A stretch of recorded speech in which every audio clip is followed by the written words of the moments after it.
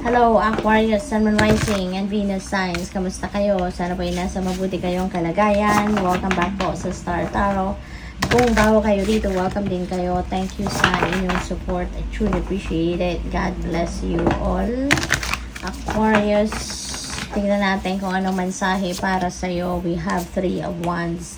Ayan, so, maaaring may excitement, may kasiyahan kayo dito, no, na mararamdaman because yung ano ninyo, yung effort ninyo na pinut out doon sa kung ano man ang endeavor ninyo before, ano man yung ginawa ninyo, no, venture before, maaring sa ngayon nakikitaan nyo na ito ng resulta. Maaring nakikitaan nyo na ito ng positibong resulta, no? So, kaya siguro kahit papano may excite kayo kasi 'di ba yung effort ko is paying off, 'di ba?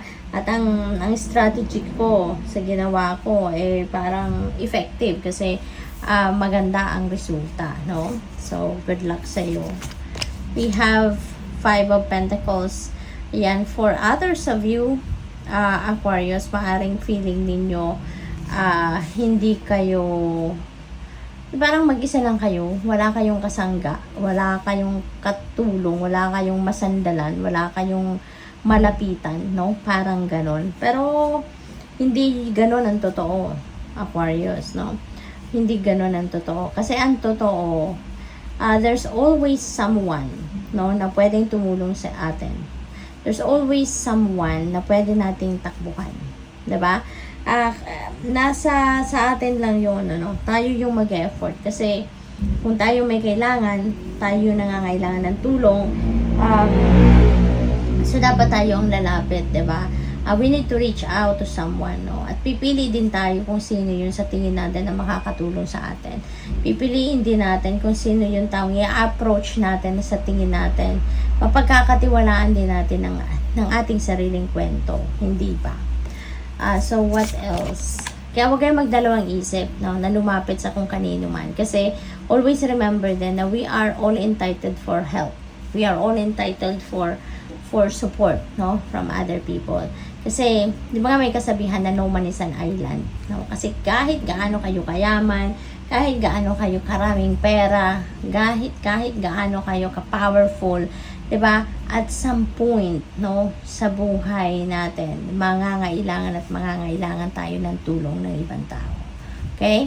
So, kaya wag kayong magdalawang isip na humingi ng tulong kung kinakailangan. Okay? We have toxic witches. Be cautious of those who take more than they give.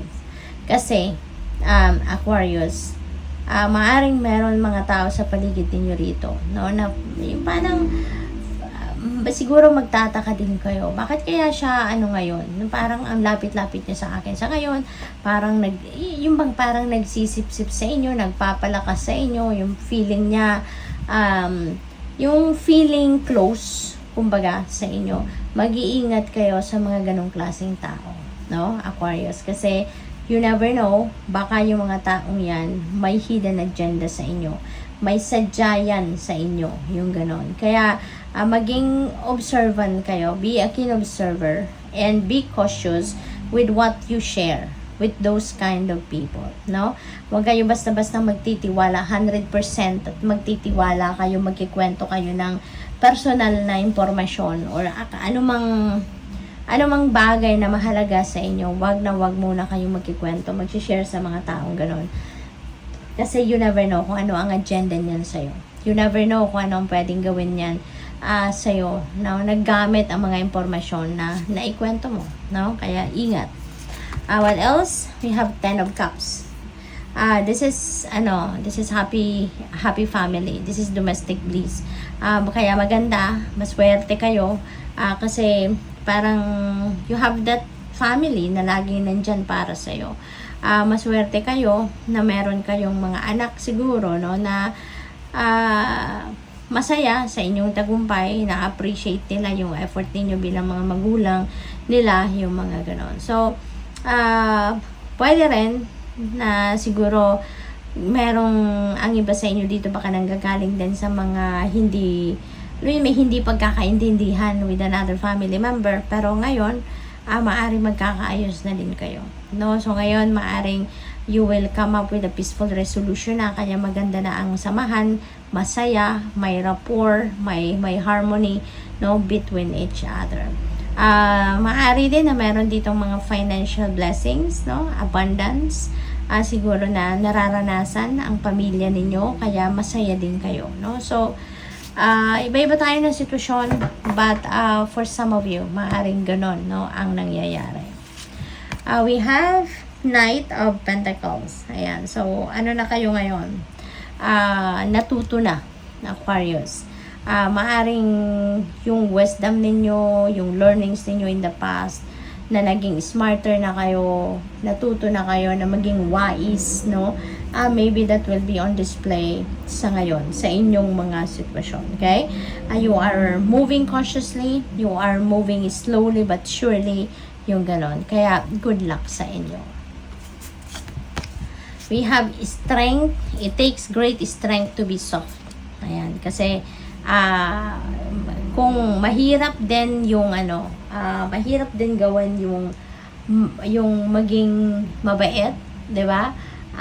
Maging always na maging matulungin, 'di ba? It takes a lot of strength for you to be able to do that. Ganon din yung opposite. Mahirap din, no, na magtitigas-tigasan ng inyong kalooban kahit nahihirapan ang mga tao sa paligid ninyo, yung parang titiisin ninyo, 'di ba? Yung sila, mahirap din 'yon. So either way mahirap, 'di ba? Kaya nga mas maganda na tayo, yung maging flexible. Maging flexible tayo, learn to adapt to different things. Kailangan natin ng iba yung saya. Iba yung lakas.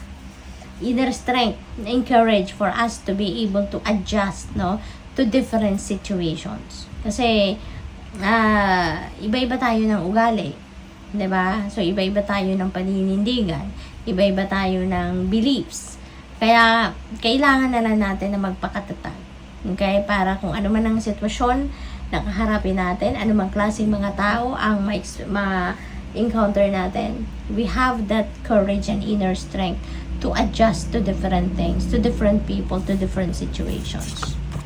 We have Knight of Cups. Ayan. So, maybe meron ditong may kilig, no? May kilig, may pakilig na factor ito, si Knight of Cups. Maaaring meron kayong offer dito na matatanggap. Baka offer of love ito, baka merong, kung single pa kayo, baka meron ditong manliligaw sa inyo, baka merong mag-ask, someone's going to ask you out on a date, lalo na it's Valentine's Day, yung ganon, no? So, baka may mga ganong ganap sa ngayon. May mga mai-in love dito sa inyo. So, good luck sa'yo. Maaari din na meron ditong apology. Baka merong magsusorry, no? Sa iba sa inyo, kung sino man ang nakapagdulot ng sama ng loob sa inyo in the past, maaring sa ngayon, maglakas ng loob din siya at humingi siya ng tawad sa'yo. Diba? What else? We have 5 of Cups. Ayan. So, spilled tea isn't the end of the world. Ayan. Kung meron man kayong na-miss na opportunity, kung meron man kayong mga expectations na hindi na-met, no? Hindi yun ang katapusan ng mundo. It's not the end of the world. Okay? Marami pa dyan, no? The divine universe for sure is preparing something better, no? Doon sa ine-expect nyo. Kaya kung meron mang mga frustrations, meron man kayong mga missed opportunity, may mga regrets kayo, huwag kayong mag-alala. Kasi kung nangyayari man yun, ibig sabihin, kasi hindi yan para sa'yo. Hindi yan ang best para sa'yo. And kapag may dinideny sa atin ng Divine Universe, it is because may inihahandang way better than that, than what you are expecting and universe para sa'yo. Okay? And yun lang, hintay-hintay na lang. Be patient. Okay? So, good luck. Thank you for watching. Namaste.